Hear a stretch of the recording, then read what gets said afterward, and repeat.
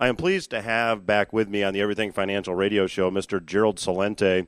Mr. Celente is publisher of the TrendsResearchInstitute. And Gerald, always a pleasure to speak with you, and thank you for joining us, and welcome back.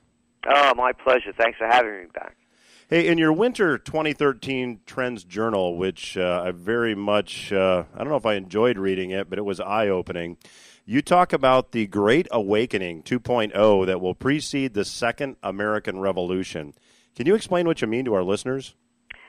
What happened before the First American Revolution was that there was an awakening, a religious revival that hit the colonies. And the revival was that people were responsible for their own salvation.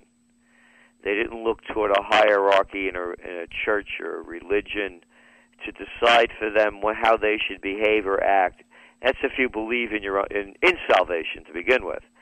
And it was also a breaking away of that there was only one religion or one church that everybody should follow. The second part of that awakening took its form in rebelling against nobility. Because just as there was a hierarchy in the churches, of course there was the hierarchy of King George III and all the royalty and his people that were running the colonies. And the awakening was, they're no better than I am. And there's no such thing as royal blood. Blood is blood. And that's from the works of Thomas Paine and others came out of that Great Awakening. Well, we're going through the same thing right now. Our prime ministers and presidents and chancellors, our senators, our congressmen, they're treated like royalty. You look at the behavior when a motorcade comes screaming through town. It's just like the old days when you watch those movies with the royal coaches running over people to get the nobility to where they had to go.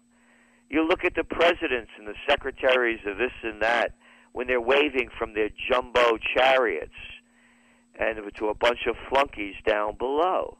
Every time these cats show up, man, there's a red carpet rolled out, and there's some flunkies dressed up in uniforms that have to salute them. And when every time a foreign leader comes, oh, it's a big deal, And here we have a nation that was built on the opposition of this. This is what everything that this country was opposed to with the founding fathers. And now it's reverted back to a nobility. All you had to do was watch the inauguration. You could call it a coronation. And so the people, as they're losing everything, because this country isn't what it used to be by a long shot. You look at the jobs that are being created. They're barely paying a living wage. The middle class is shrinking. These aren't numbers that I'm making up. You look at the median household income since the Great Recession has begun, or depression for many people, it's down over 10%. You're looking at kids graduating college with university degrees in worthlessness, and on average $30,000 worth of debt to $150,000, the more education. And they have jobs, 50% of them, that are paying minimum wage. So the awakening is that people are going to start rebelling against the system. And you're seeing it in many different forms. We also believe that with this raping of the Constitution, where you have this National Defense Authorization Act, where you have these hearings going on last week about the drone strikes, El Presidente could say that, hey, take out that guy or those people around him, American citizen or not, this country or anywhere. Kill them. Oh, yeah, that's what the language says. Not in that language. They use white boy shoe language to cover it up. So you have now, and you're seeing it not only in America, it's going on in Europe particularly, and in this country it's going to happen. You're going to start seeing people revolting against the systems. And I believe a lot of these laws that are abrogating our Constitution are being put in place with the full knowledge that the economies are going to continue to decline, conditions are only going to worsen, and the gap between the haves and the have-nots will continue to widen. And the awakening is going to be, I believe, a move toward a second American Revolution. But this one, not of guns and armies, but of brains and heart and spirit. Well, if you're just joining us, we are chatting with Mr. Gerald Celente, publisher of the Trends Research Journal. Gerald, we have about 2.5 minutes left in this segment. In your most recent issue, you also discuss a trend that I'll call a secession trend, and it kind of ties into what you were talking about. What is this trend, and how does it manifest itself further? Well, you saw after the election, over 1 million people petitioned the White House to break the nation up. This country is too big to fix and too broken to fix. They can't operate it. You have a gang of 535 people. That's how big Congress and Senate is combined, telling 315 million people how to tie their shoes. We're going to see this nation break up in the future. We believe that these secession movements are going to be real. And they're not, these right-wing nut kind of movements. There are people that realize that whether it's, hey, remember that Leave No Child Behind? Remember those great wars they started in Iraq and Afghanistan? Hey, I got one. Why don't we do a war on drugs? How about health care? Everything that the central government creates is a failure, and a costly one in lives and money. So you're going to start seeing breakups. And it's, again, not only in the United States. As we speak, there are about 240 of them going on worldwide, with Scotland and Caledonia being two of the ones that are coming very close to fruition. So we could see this nation breaking up, the USSA breaking up like the USSR did. Well, Gerald, we have about a minute left in this segment. If someone wanted to learn more about your work, what would you have them do? Go to TrendsJournal.com, and we publish the Trends Journal quarterly. This last issue is 60 pages, advertising free. If you want to see history before it happens, we guarantee you won't find it anywhere else than in the Trends Journal. And also, we have a discount request for the people that are having a difficult time making ends meet or are unemployed. So we make it available to everyone so they could plan ahead before the future arrives. I always enjoy reading my copies, so I'd encourage the listeners to go check it out. We will continue our conversation with Mr. Gerald Celente, publisher of the Trends Research Journal, when Everything Financial Radio returns. Stay with us.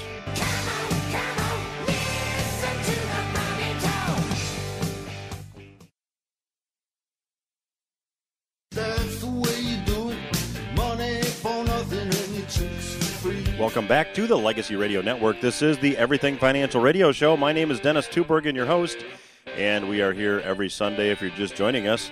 We will continue our conversation with Mr. Gerald Celente, publisher of the Trends Research Journal, in the next segment. This past week I was reading, as I often read, various publications and newspapers, and I found this piece written by newspaper writer Mr. Richard Mayberry, and he actually wrote this back in 2011. The piece is titled, "The River is a Socialist." And this piece really does a nice job of predicting, it's almost prophetic, in what the Fed has been doing with regard to money printing. I'm going to give you just a bit from the article, and listen carefully, because it's a very, very good lesson in how government fixes sometimes are to fix prior government fixes. Mayberry writes, "The Mississippi offers an important lesson for investors. I'll never forget the first time I drove along the river's banks. I had to look up at the passing ships because in some places the bed of the river is so high it's above the surrounding land. It can be kept confined to its channel only by dikes. If the dikes were not there, the river would flow out across the surrounding land and destroy everything. Year after year, decade after decade, the bed of the river rises and the government responds by raising the dikes. What causes the bed to rise in the first place? The dikes. Here's why." Mayberry goes on to explain that in college during the mid-1960s, he took a geology course.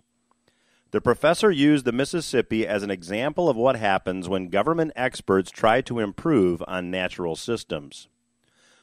The Mississippi is America's largest, most important river, which means its behavior affects millions of voters. In the 1800s, some of these voters built their farms and towns on the river's floodplains. I once heard another geologist ask angrily, "Why do you think we call it a floodplain?"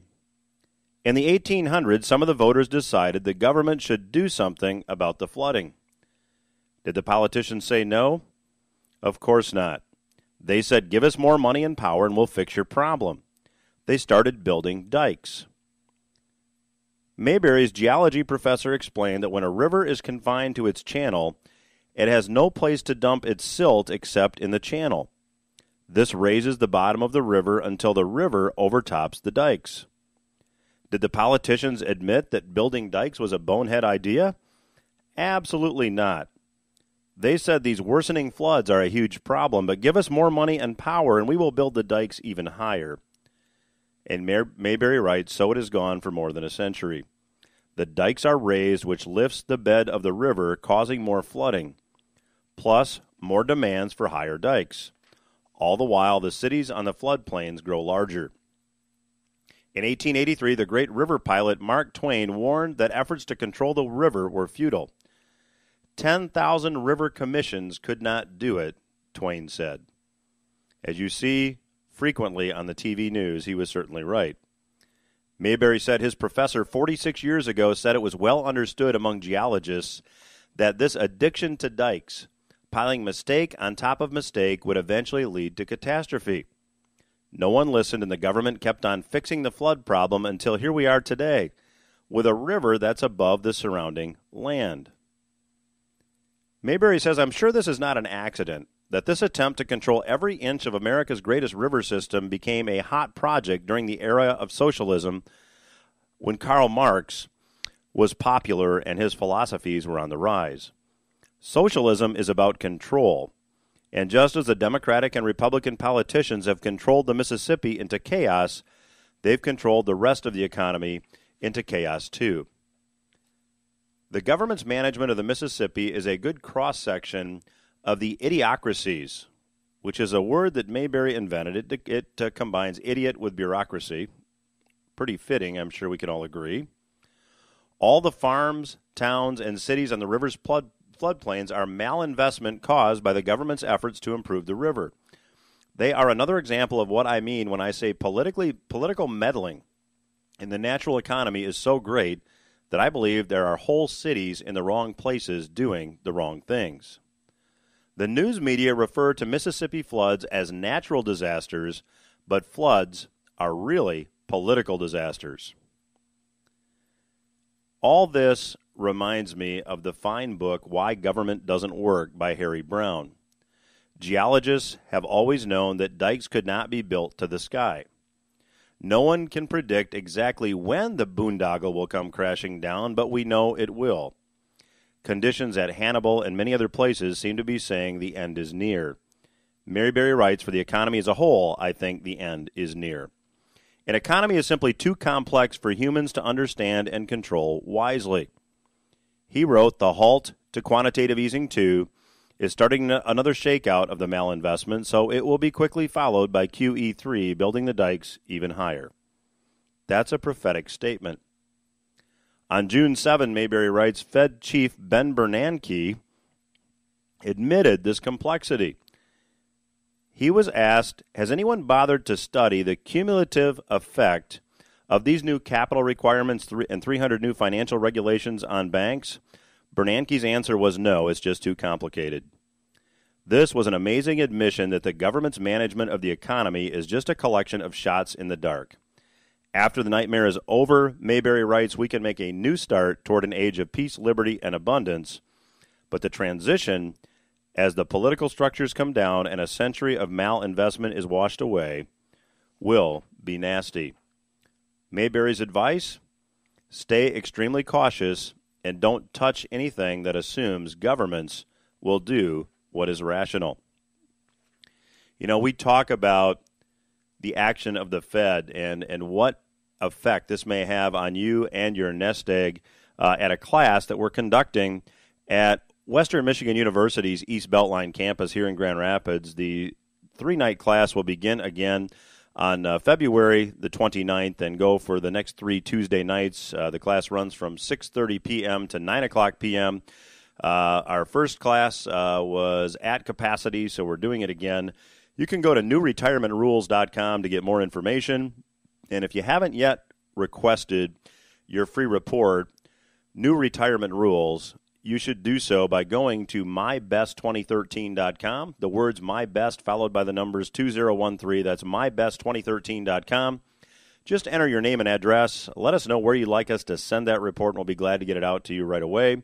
The report contains our assessment of where the economy is and how you and your nest egg and your family may be affected. Again, the website, mybest2013.com. We will continue our conversation with Mr. Gerald Celente, publisher of the Trends Research Journal, when Everything Financial Radio returns here on the Legacy Radio Network. Stay with us. Give me your money. Just give me money.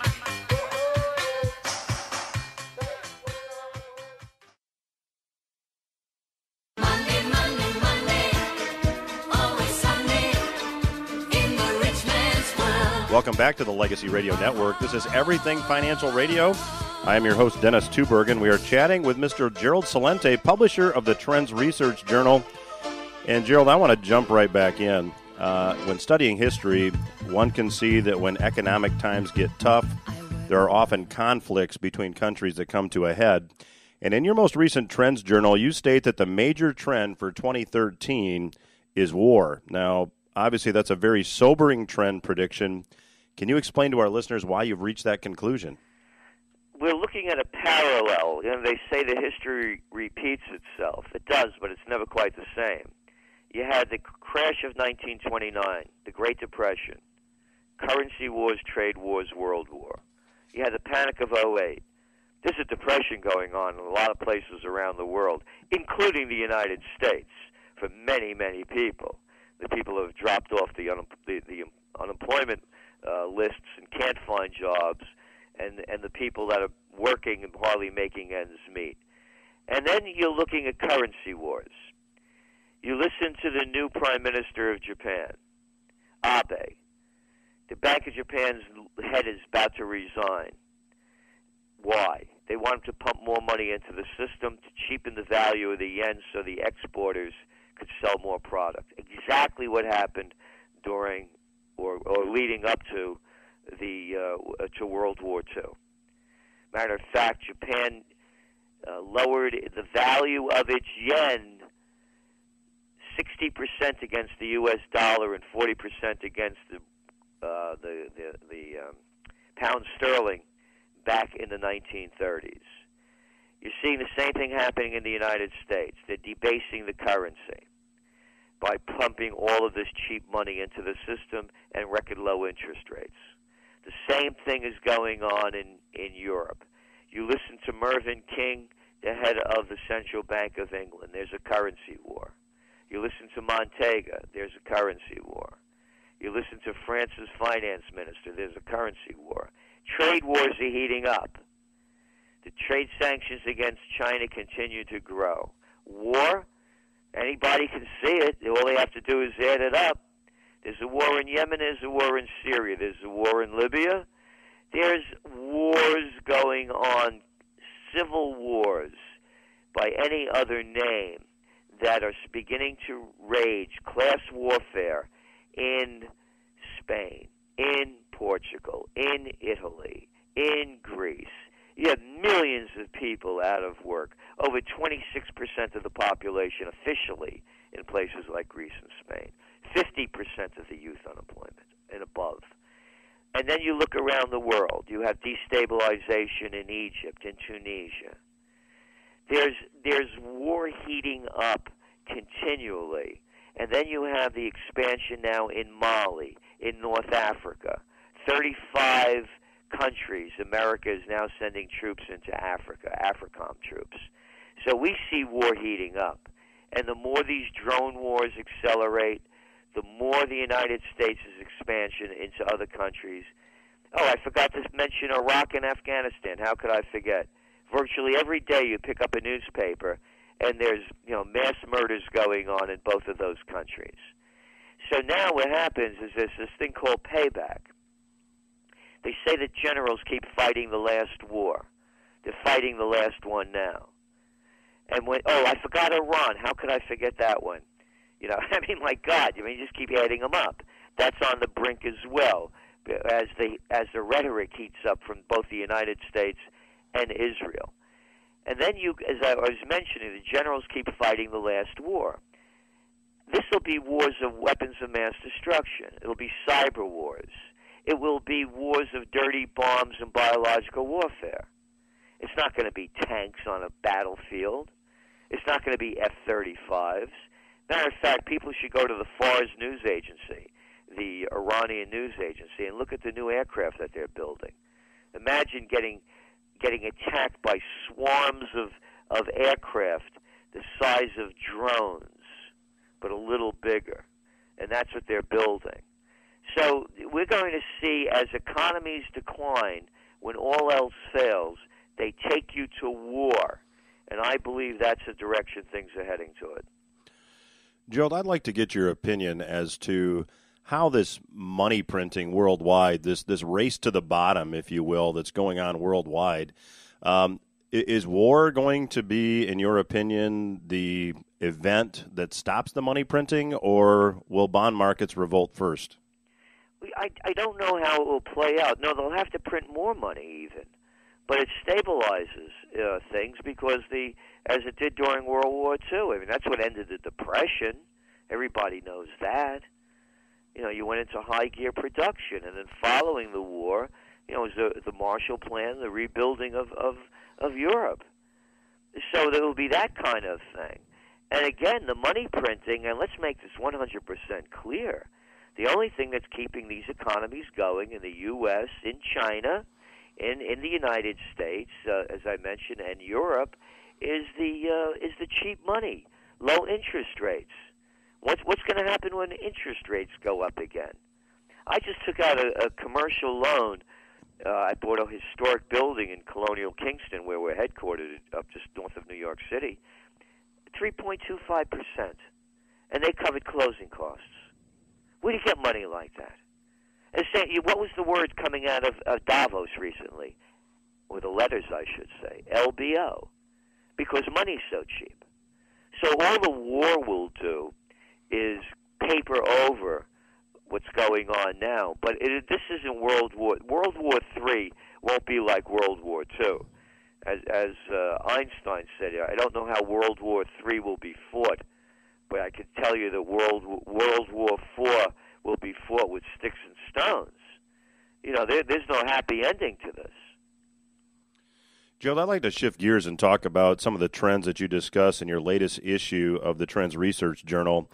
And of particular interest to me, because I'm involved in some of the natural and organic foods, you talk about genetically modified foods in your latest Trends Research Journal, and I'd like to quote just a sentence from that for the listeners. You write that although genetically engineered crops are either tightly regulated or banned outright in much of Europe, the experiment is being conducted in the U.S. by agribusiness corporations with little oversight.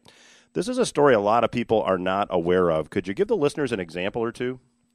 Sure. The soybeans and the corn, many of the products, that the hormones fed, that's on the food end, on the grain end. And then what they've done, the bovine growth hormones in cattle, etc. This isn't allowed in Europe. And we're seeing the effects in many different ways. And we're seeing studies coming out showing how dangerous these are. Dennis, back in 1993, I coined the term clean food.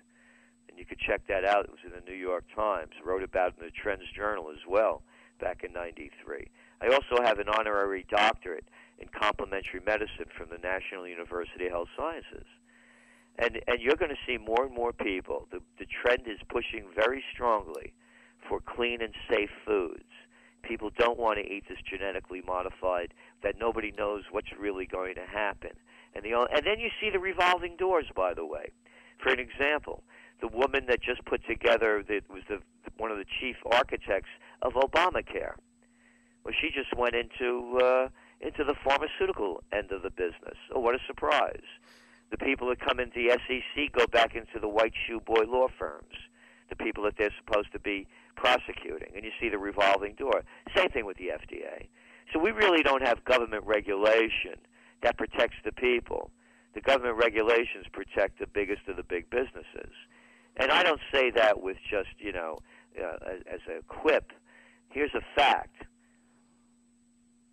Too big to fail. 4 words that I didn't invent. And that killed capitalism.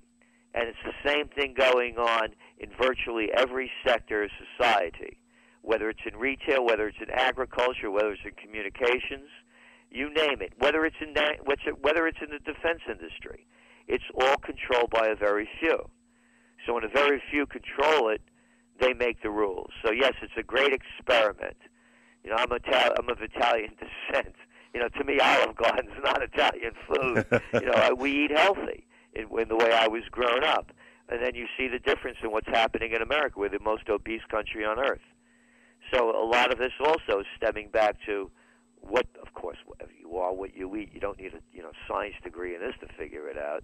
You eat crap, and drink crap. Guess what the result is going to be? On the other end, however, there's a real strong movement towards safe food, toward a what's the right word here? Looking at urban areas and then growing food in them that have been destroyed. So like places in Detroit, places in urban cities that have been decayed. Young people are going into them, and in these empty lots, they're restoring them and growing food. It's a huge trend, urban gardening. So we're going to see more and more of that. Joe, in the couple of minutes we have left, I want to just have you comment on a couple other trends that you write about in your most recent journal. It used to be that, one of the middle-class success symbols was I own a home and I have a car that is within a couple model years of the current model year. You state that car ownership and home ownership are both on the decline, and I'd like to ask you, what's driving that trend? Well, there's a number of factors, but the biggest one, of course, as we see it, is the exporting of U.S. jobs to other countries. So the jobs that are being created don't pay a lot of money. And again, you look at the stats; they're all there. The jobs being created in low levels in healthcare, retail, and that's service the hospitality, as they call it. Waiting tables and bartending and making beds in hotels. So now you have young people coming out into the system, and they're no longer buying cars; they can't afford it. They don't have a dream of a house; they're living with their parents. They can't get a job or get one that pays enough money. So the cycle is broken. Where you got out of college, or if you worked in an industrial city or state where you could get a high-paying job, you had the future of the American dream. It no longer exists for most people. And again, you look at the data of the people graduating college that can't find jobs. So we're looking at a very new cycle here, where people are not going to be following the old pattern where each generation thought that the coming new generation would be financially and quality of life better off than their parents. Now we're seeing a reversal of that. A major trend. Well, the website is TrendsResearch.com. We've been chatting with Mr. Gerald Celente, publisher of the Trends Research Journal. Gerald, thanks for your time. We certainly hope you'll come back. Oh, thanks for having me on, Dennis. Everything Financial Radio will return after these words. Stay with us.